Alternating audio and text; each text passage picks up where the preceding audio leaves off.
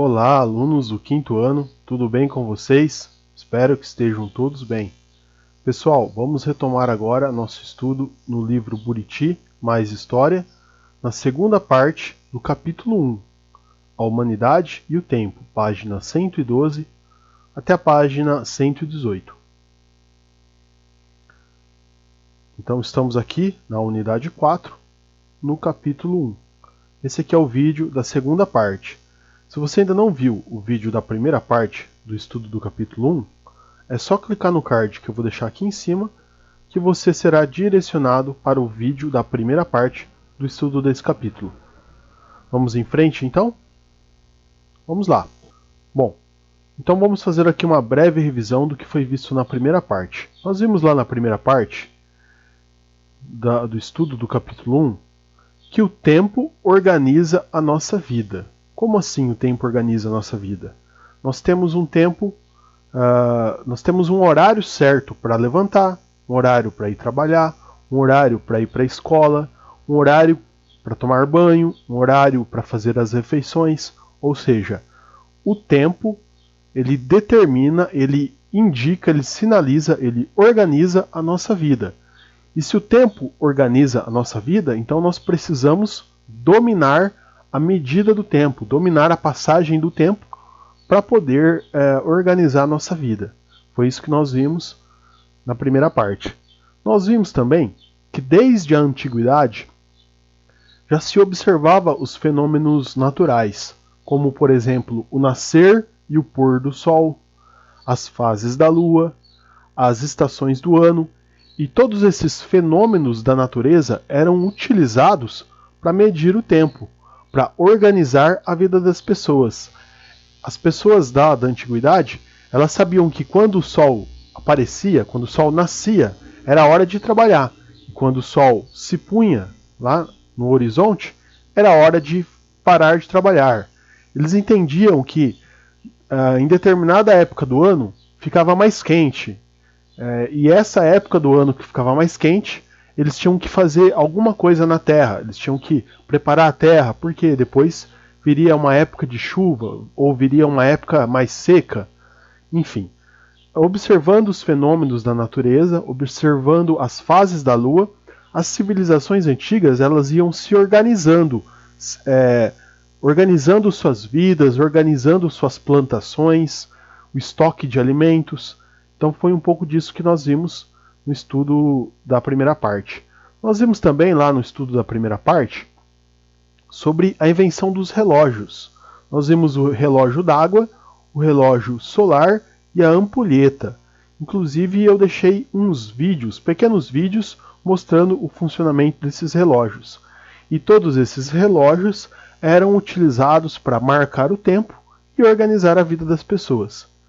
Nós vimos também, lá na primeira parte, o estudo, o entendimento da percepção da passagem do tempo. O que seria isso? Nós entendemos que quando estamos fazendo alguma coisa divertida, alguma coisa legal, nós temos a sensação de que o tempo passa mais rápido. E quando nós estamos fazendo alguma coisa chata, alguma coisa que a gente não quer fazer, nós temos a sensação, a percepção de que o tempo passa mais devagar. Mas são percepções. Na verdade, o tempo ele flui na mesma velocidade. Foi isso também que nós estudamos lá na primeira parte. Agora sim, vamos seguir para a segunda parte, para esse texto aqui. Calendários na Antiguidade. Bom, como foi dito anteriormente, o tempo organiza a nossa vida. E era assim também na Antiguidade.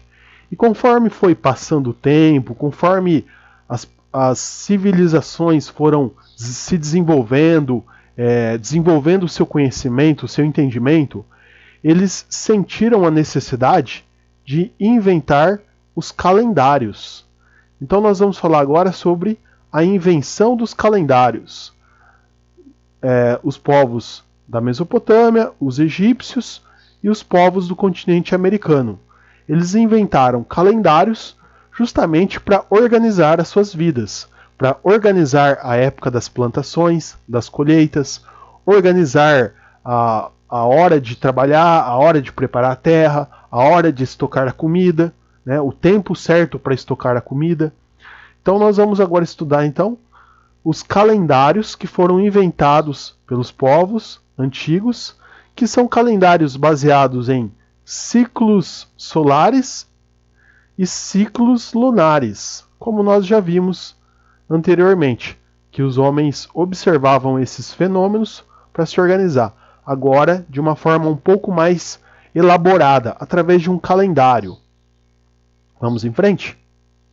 Bom, eu separei aqui então o texto, grifei algumas partes importantes que vocês podem acompanhar no livro, sobre a forma de medir o tempo, os calendários que foram inventados pelos povos antigos. Então, esse primeiro parágrafo aqui, ó, que eu grifei de amarelinho, vai falar sobre o calendário dos sumérios. Nós já estudamos sobre os sumérios, são um povo que habitou a Mesopotâmia. Esse povo sumério, ele criou um calendário com ciclos lunares, ou seja, observando as fases da Lua. Nós já estudamos isso em ciências, que conforme nós olhamos para o céu à noite, a luz do Sol, que é refletida na Lua e é vista por nós aqui na Terra, ela pode ser refletida de formas diferentes, e cada vez que muda a forma como essa luz do Sol reflete na Lua, nós entendemos que a Lua está passando por fases diferentes. E esse ciclo ele fica se repetindo. Então, toda vez que nós observamos determinada fase, nós podemos saber qual será a próxima fase. Isso depois de muito tempo de observação. Então, foi isso que os sumérios fizeram. Eles observaram as fases, a mudança das fases da Lua e criaram um calendário de 12 meses. Tudo bem? Seguindo aqui, então, no segundo parágrafo, que eu grifei de verde, tem o calendário que foi inventado pelos egípcios.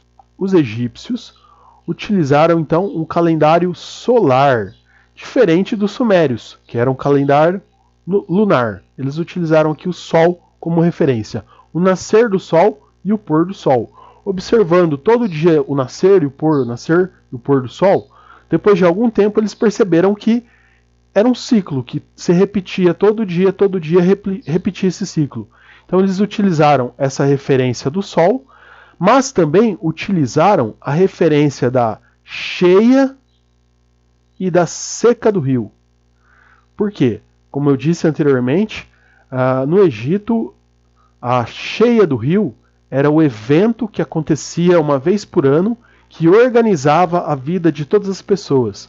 Todas as pessoas trabalhavam, se preparavam em função da cheia do rio, que era o momento mais importante, onde eles precisavam coletar aquela água, fazer as irrigações, plantar, para ter alimento para comercializar e ter também alimento para estocar, para usar em tempos de seca. Então, os egípcios eles utilizaram aqui o calendário solar, né, através do nascer e do pôr do sol, e também as estações de chuva, né, de cheia do rio e a seca do rio. Combinando esses fenômenos, eles criaram o seu próprio calendário, que organizava a vida deles, né, organizava o plantio e a colheita dos alimentos, que era algo muito importante para os egípcios. E finalizando aqui no terceiro parágrafo, que eu grifei de azulzinho, nós temos aqui o calendário dos povos maia. Os povos maia, nós também já estudamos em um capítulo anterior de história. Nós estamos aqui vivendo aqui no Brasil, no continente América do Sul. Temos também aqui a América Central e a América do Norte. As três Américas juntas formam o continente americano. Dentro do continente americano, destacou-se o calendário maia, ou seja, povos, né, que viviam aqui no continente americano chamado maias. Eles também fizeram um calendário com as fases da lua, mas diferente do calendário dos sumérios, o calendário dos maias tinha 18 meses. 18 meses e cada mês tinha 20 dias. Além disso, havia um período menor de 5 dias. Então é como se fosse 18 meses mais um quarto de mês, ou 5 dias. E aí você pode olhar para esse texto e pensar assim, mas como assim 18 meses? Correto não é ter 12 meses? E aí eu trouxe aqui para vocês uma pequena explicaçãozinha que não está no livro, que é importante vocês entender a ideia da palavra convenção. O que vem a ser convenção? Convenção é quando um grupo de pessoas se reúne e convencionam, elas combinam a aceitar determinada regra para um assunto. Então, os povos maia, eles convencionaram contar os meses de 20 em 20 dias. Nós, hoje, como que nós convencionamos isso?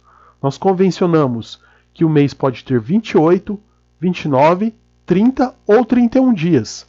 E eles são divididos em 12 meses. Mas isso não é uma regra natural, não é uma regra da natureza. Isso é uma convenção humana. É uma regra humana, não é uma regra natural.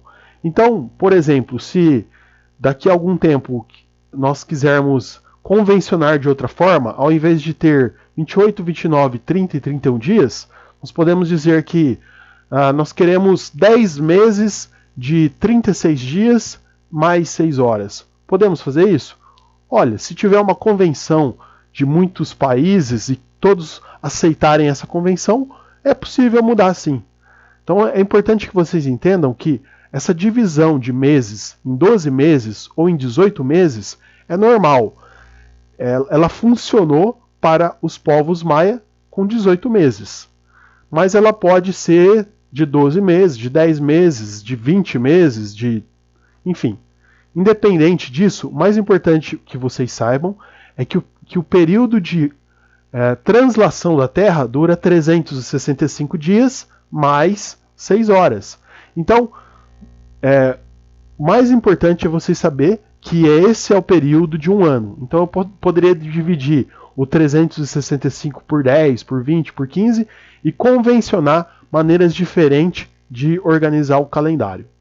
Então, é essa maneira como os povos aqui do continente americano organizavam. 18 meses de 20 dias, mais um período pequeno de 5 dias. Tudo bem, pessoal? Vamos em frente com o nosso estudo.